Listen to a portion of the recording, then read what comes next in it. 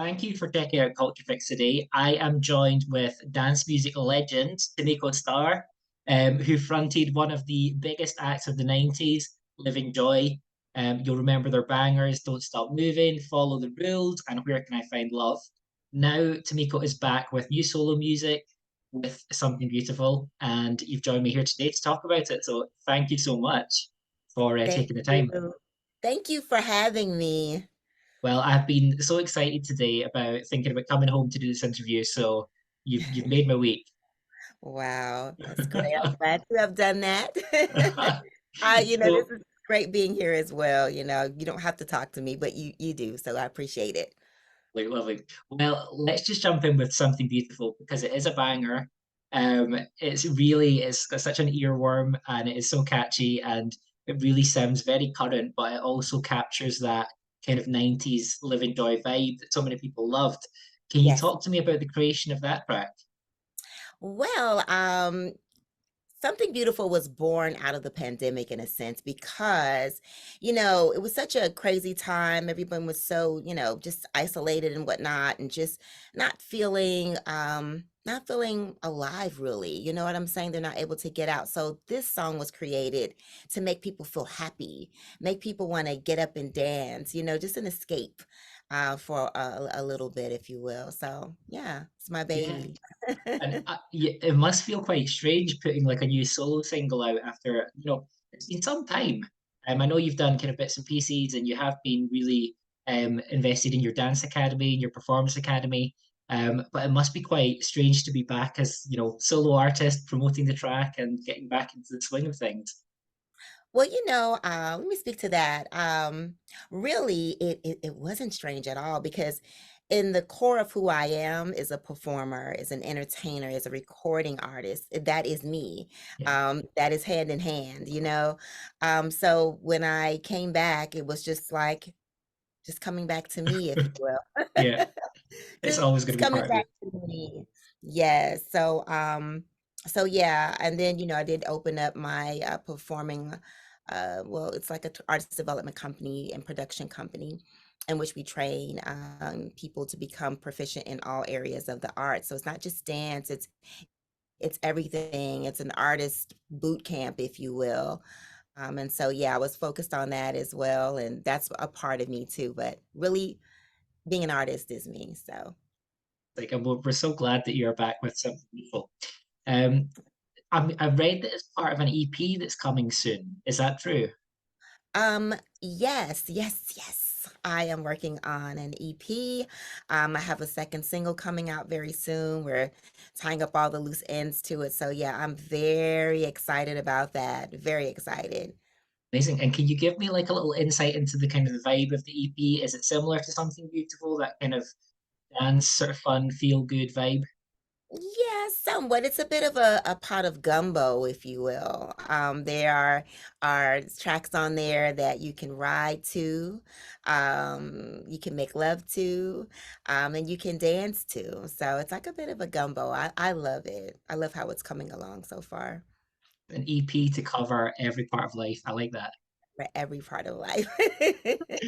I'd love to kind of take a step back and talk about your journey into the music business. Um, I've read little snippets online, but I'd love to hear from you about how you found yourself with Living Joy and, as a kind of favorite across Europe. Well, I started out, of course, probably everyone knows I born singing and entertaining and what have you. And I just kind of always knew I would do it. I just knew it would come to me because I had worked passionately, from since I was a little girl, through schools and different things, plays, talent shows. I just knew it was going to come to me. So I just kind of prepared myself because I knew it would come. And then I put out music before I was Living Joy. I don't know if people know that, but I did. I put it out as Tamika Star under Farm Records and Irma Records. I put out a song called Going in Circles. It, did a little bit of something, something, in Europe. It created a buzz, if you will, and kind of got my feet wet for Living Joy. And so, what happened there was, I was actually in let me just back up a little bit and say that I was a part of a local band, and we used to perform at this place. We call it the Steps because, honey, we used to have to track all of this equipment up and down these flights of steps. We called it the Steps, but we would go there and we would perform every weekend, and they would do a broadcast on the radio. And so, the current producers, I mean, the producers of Going in Circles and Now I Feel, all of them, they must have heard the song heard me singing on the radio, and then they contacted my manager at the time. And so that was how the first leg of my professional recording career started. And then I guess from that, um, I was contacted from Undiscovered Records. Actually, my mother then managed me, switched managers, and my mother managed me. And we got a call. And at first, I wasn't that enthusiastic about necessarily doing dance music because, like I always say in all the interviews, honey, I just knew I was gonna be the next Janet Jackson, the next Whitney Houston. That was my thing. And so I wasn't really enthused at first. But once I heard the music, I I was like, okay. And then my mom was like, okay, you need to do this. You need to take every opportunity. And so I did. And this is what happened was Don't Stop Moving. I put that pen to paper, baby, and like, yeah. Magic. Yes, magic. I know it was God. I know. So you mentioned your mum there, so that's fantastic that she was part of your journey as well. And how was that relationship, going from mother and daughter to almost like colleagues? Yeah. That had to be practiced. And I say that because I'm an only child. My mother would, of course, there's your mother is your protector, right? Always protecting you. And so there was a thin line between her protecting me as a mother and protecting me as an artist. But I tell you, it was great having my mother as my manager. What better person to know you, want the best for you, want to protect you? Like, what better person is that? And I remember back in the day, they used to be like, "Oh, your mom, your mom is," but I did not care. My mother prepared me for that because, of course, they're going to try to, with the music industry being the way it is, they're going to try to separate all of that because they want you. You know what I'm saying? But I'm so grateful to have had her. I think she did an amazing job as my manager. It worked out perfectly fine, and I got to spend so much time with her. As you say, your mum is your biggest advocate, and have that as your representative as well is a great kind of like double, you It know, is. you know, strength. Very cool. Yeah. So, I'm going to jump back to Livin Joy again. So they Okay. are one of the biggest Eurodance acts of the 90s. Are there any other of your contemporaries in that genre that you kind of looked at the time and thought they're pretty good, like we need to watch out for them? I don't know. I don't know that I did. I know that this sounds crazy, but I was just kind of far removed from the dance world. I didn't know a lot of artists at the time. I didn't even know Livin Joy at the time, to be honest. I knew Robin S. I knew of Robin S. I didn't know her, and I didn't get to like really explore that world. My mother kept me very close. Even as an adult, kept me very close so that I didn't, kind of be out here doing crazy things. So I didn't get to meet a lot of people after shows and things like that. So I didn't really know a lot, but once I did get to hear other music and kind of meet people backstage. I think all of them were great. I think everybody did their thing in the 90s. It's a really, I think it's kind of coming back into fashion now. These decades come back over cycles, and we had our kind of 80s synth revival, Yes, a few years ago, and now it's coming back to like the 90s dance sound. So all these things come back around. So it's all cool. the time. All You the time. mentioned Whitney and Janet, Yes. icons. Were they who you were listening to growing up? Yes. Yes. and watching and Michael Jackson. Just and I felt like if you're gonna go on stage and you were given that platform to do so because it's so hard to break into the business, you better shine. You better throw it all away and you better shine. And I feel like Janet was just embodied that so well. Of course, Magical Mike, I like to call him that because and then of course Whitney Houston. I've won a multitude of talent shows singing her songs because her voice. So yeah, I listen to them. They influenced me a lot.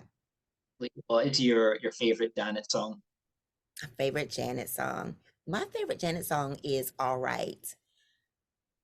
All right. I like the ride of that beat in that song. And plus it just reminds me of my father and I because we used to dance to that song all the time. Oh, nice.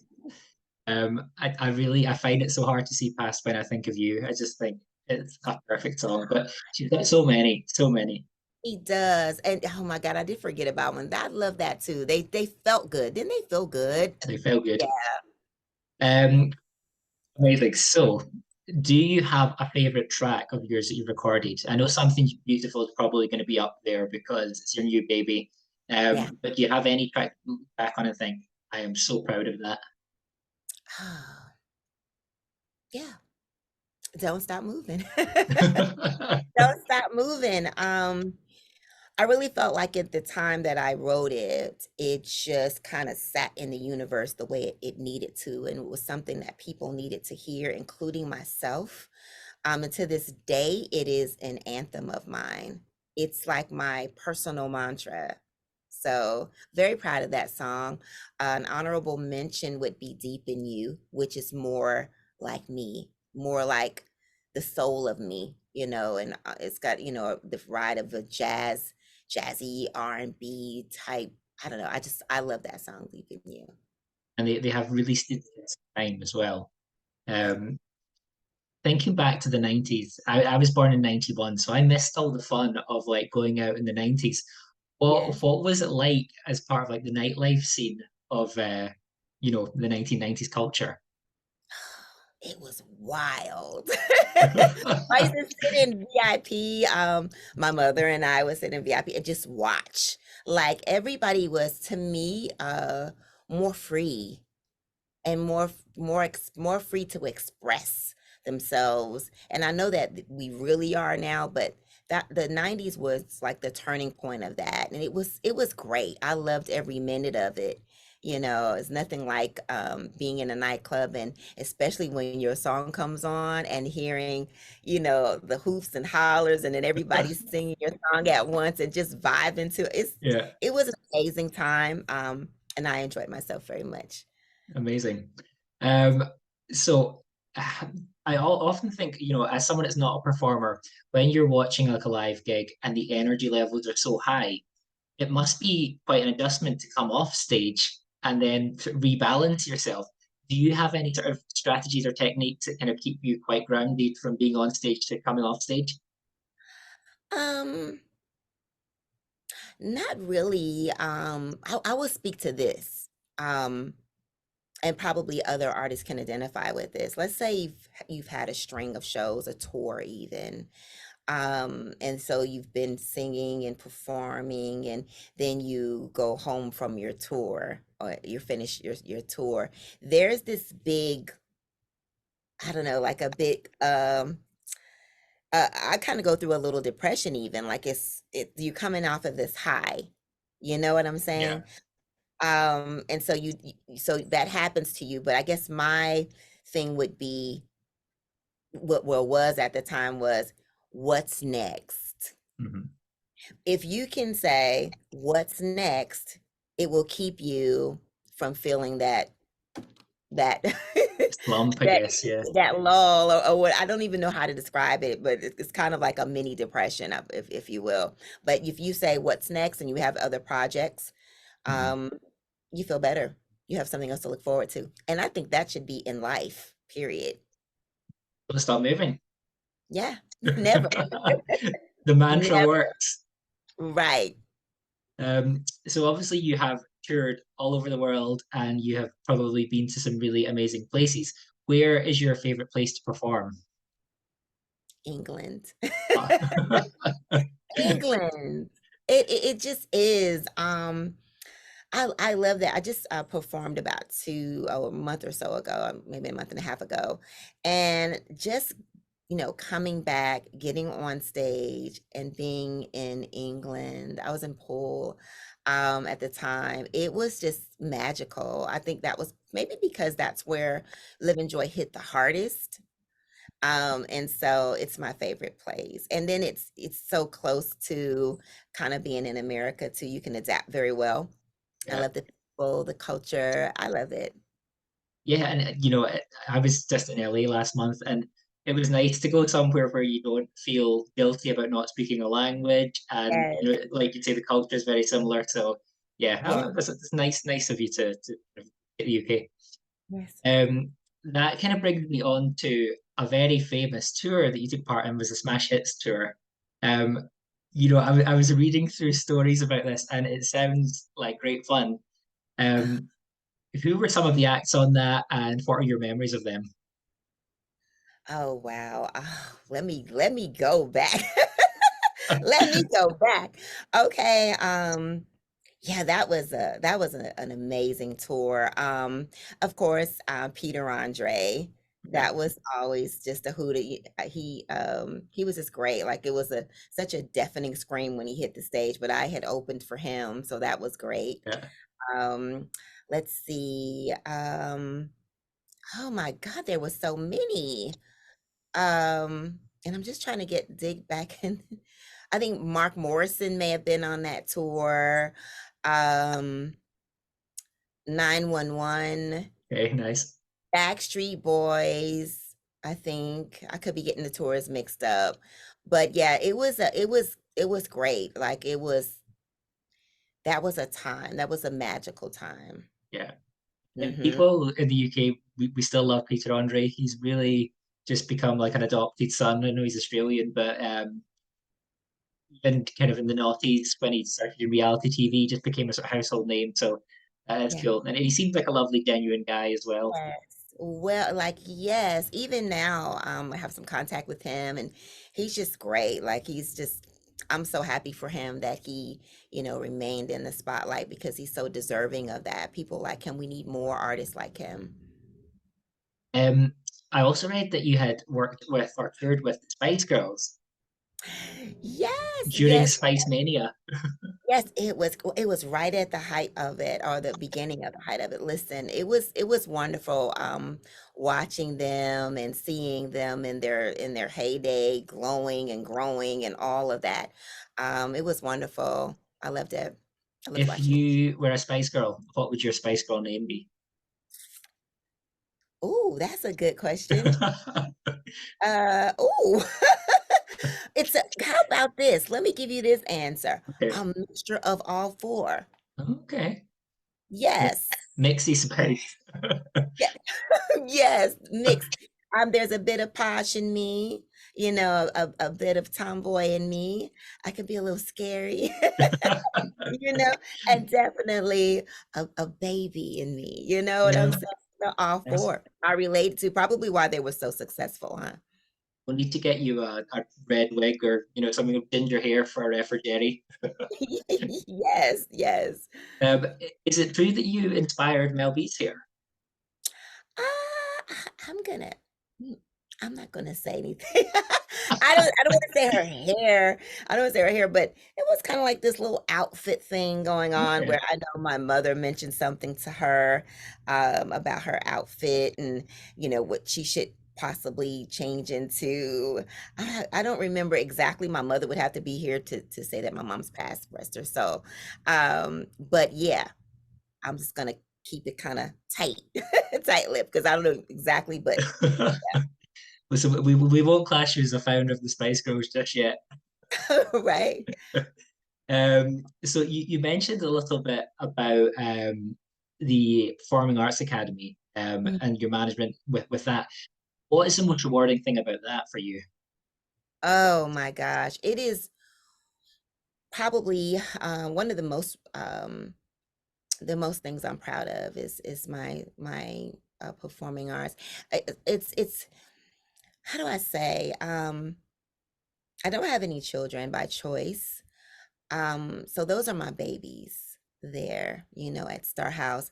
And to watch them develop and grow and become confident, self-aware, self-assured, um, and blossom into these amazing performers, that is that's I'm so very proud of that. They have gone on to do some amazing work on Broadway and blockbuster films, writing for major artists. The list goes on, and I am just so proud that Star House, my company, was the foundation of them doing what they love to do. Think as well, like, you mentioned the pandemic and things, and we found so much comfort as a society in the arts, and to have one small part, or a part in those journeys and that, and the kind of the joy that they bring to other people must be quite fulfilling. Yes, it's literally everything. And they still keep in touch, which I love. They'll still reach back because we had such a special bond. Um, the kids that have gone on, we have such a special bond, because they got their training from Star House. It's the reason why they're doing what they're doing.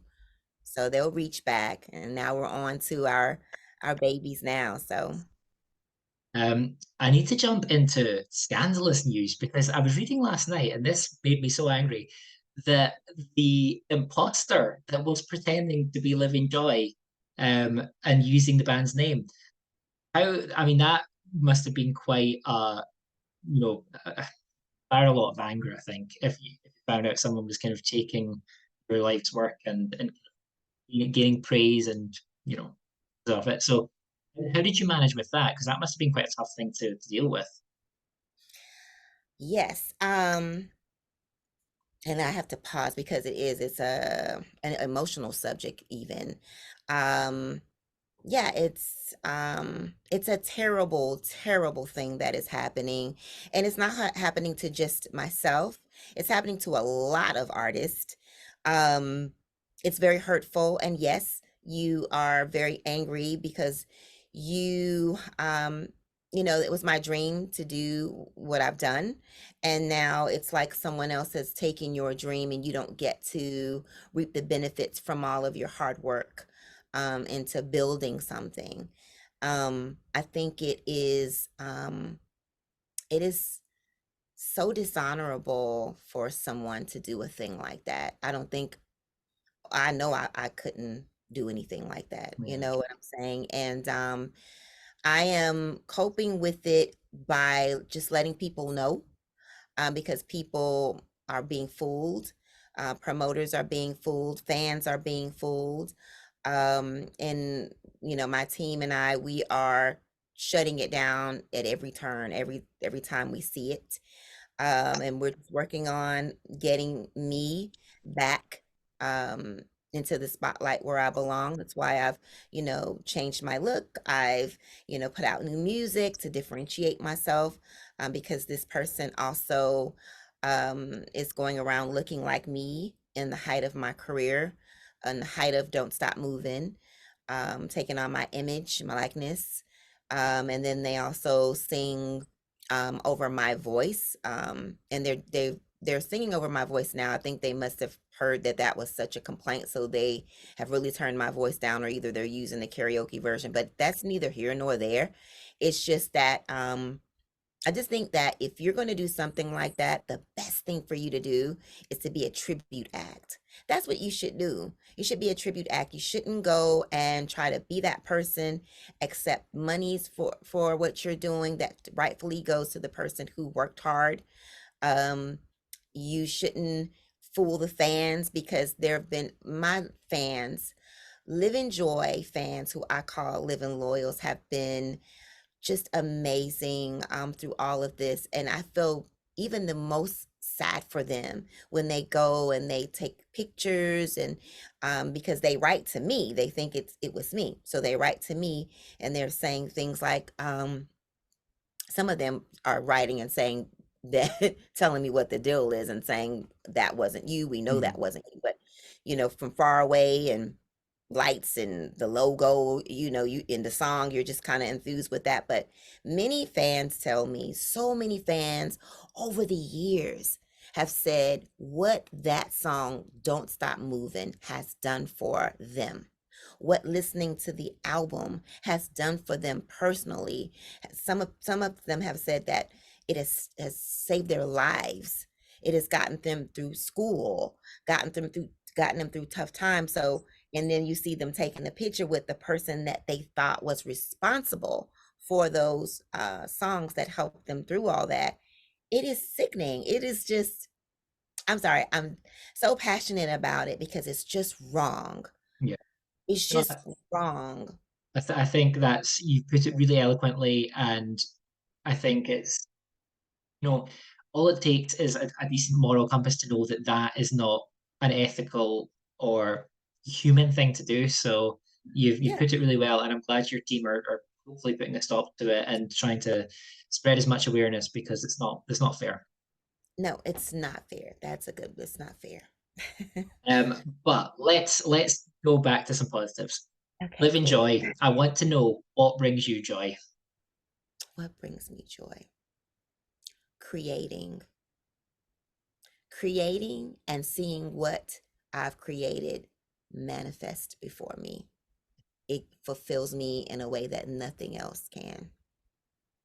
And I think as well, it must be so satisfying to put out a song and get tweets, the messages, the emails, all these things from fans, and the live response as well must be so satisfying as an artist. Think I did that. Yes, it is what I call the ultimate high. There's no need for drugs. There's no need for drugs. Like it's just there's a high in that because there's an energy I always talk about. There's an energy exchange from you doing something that you love and people loving what you do, you It's a know. good song title as well, The Ultimate High. Yes. Oh, Write that down.